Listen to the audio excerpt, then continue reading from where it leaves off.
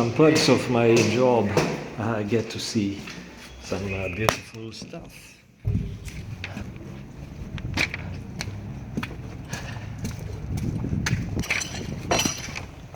It's sunny day, and the mountains. And now what we have here, a cable that was pulled by big strong guys, powering up the little machine to test the cable. And I'm going to talk about this type of cable. This is a dielectric foam type. It's not like the ones we use in the building with air dielectric.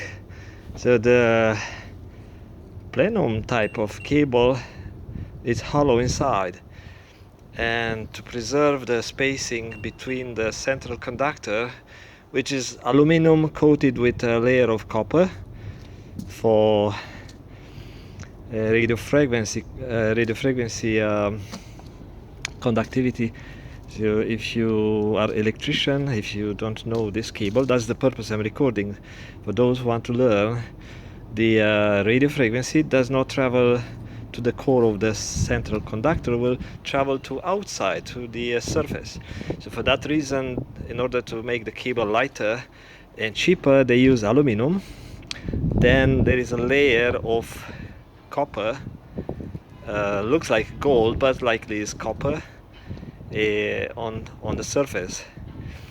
Then the dielectric is air in this case, and inside along the way there are plastic spacer that keeps the central conductor at equal spacing, equal distance between the outside and inside. So outside shield is like this one, is a corrugated shield, and then you have this plastic insulation or sheeting that protects the cable and the copper shield from getting green, like oxidation, and also prevents the water to get in. And in this case, because it's outdoor type of cable, they cannot use dielectric air. Why? Because the moisture will accumulate inside and is going to cause corrosion.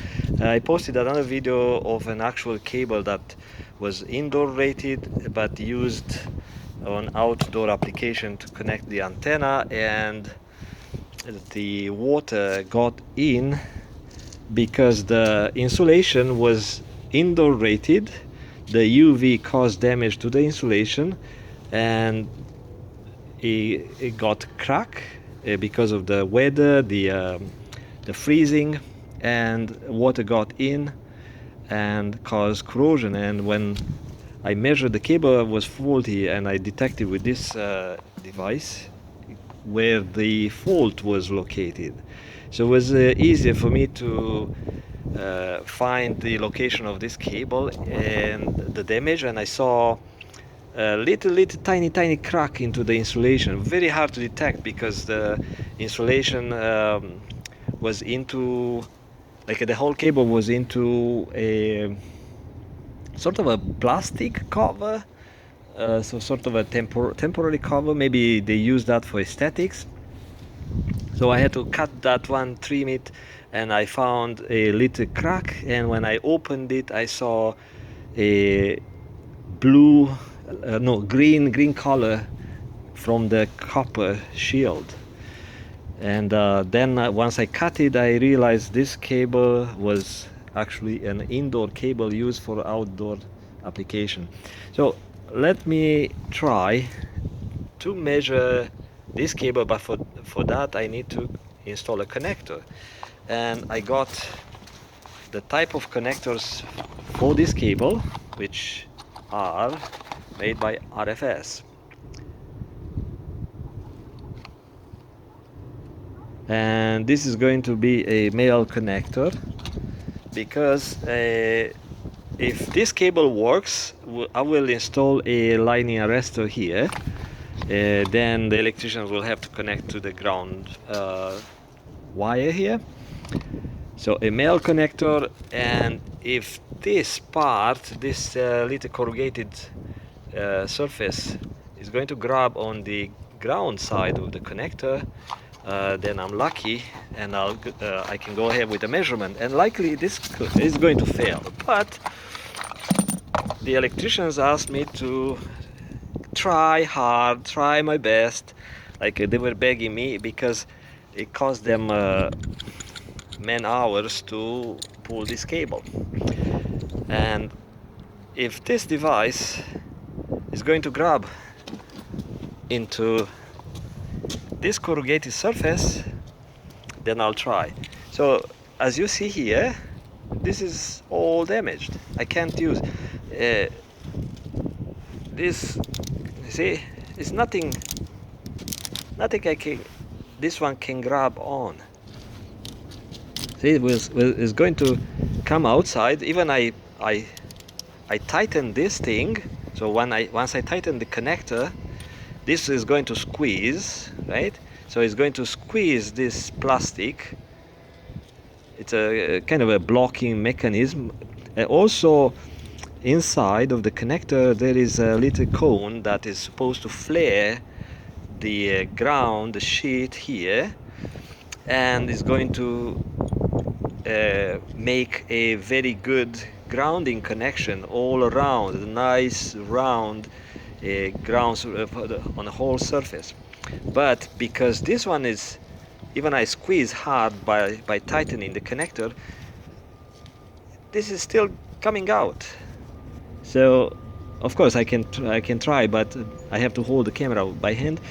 But likely this will come out, but I'll try just for the demo purpose. Then I'll measure. So I'll pause the video. I need to calibrate the device, the Anritsu testing tool. Once calibrated for this frequency and for this type of cable, I'll go ahead and I might show you the screen.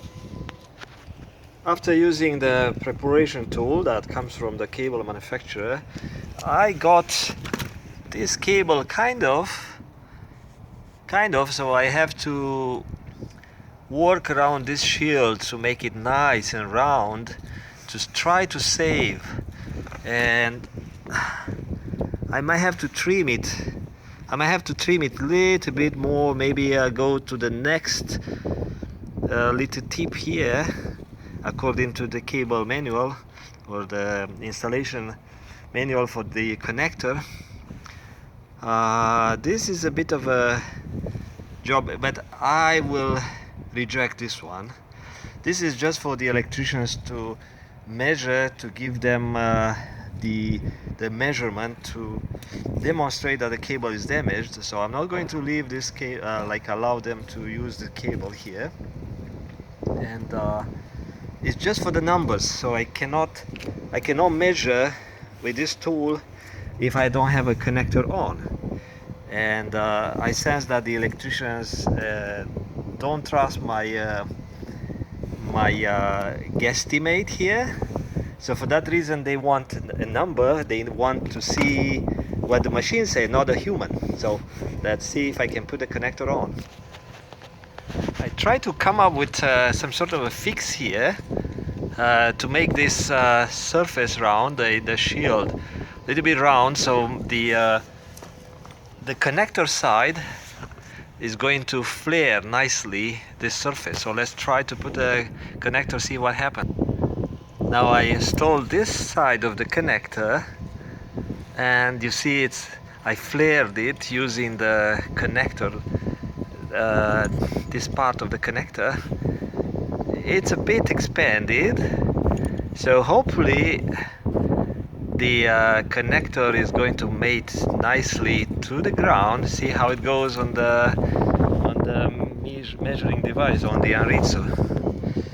If you are too young and impatient, you will skip the instruction manual. Read here. Every box is supposed to have an instruction manual how to install the connector. Let's check the new box. Someone stole the manuals. Then use it as a toilet paper or something. Let's check another box.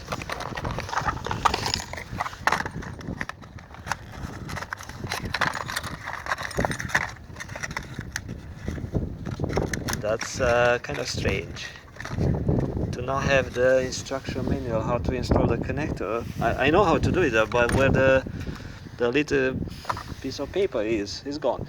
But I'll explain how you go after you prep the cable using maybe hand tools or the preparation tool that like I showed you earlier. You must hold this one with a wrench and turn this side. So don't turn this side, because I'm going to show you why. While you rotate this one, if you turn this one to tighten, you rotate this one, this female side of the connector is going to rub against this copper plating I just talked about earlier a few minutes ago, and it will cause these scratches, and it will affect the impedance, the local impedance of the cable. And you want to preserve that copper little tiny layer, probably 100 microns. I don't know how thick is the layer. You want to preserve it, so just insert this one, okay, and turn. So you hold this one with a wrench and use another wrench and turn this one until you won't see anymore the O-ring here. Unfortunately, I can't show you the trace here because I'm outdoors and this thing is not focusing properly on the screen.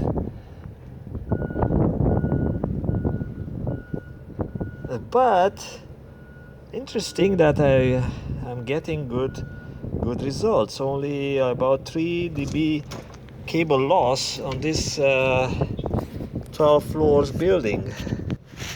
So if I look at the how to do this thing without having the nasty glare, I can't show you, but the idea is that the cable is kinked in a couple of places.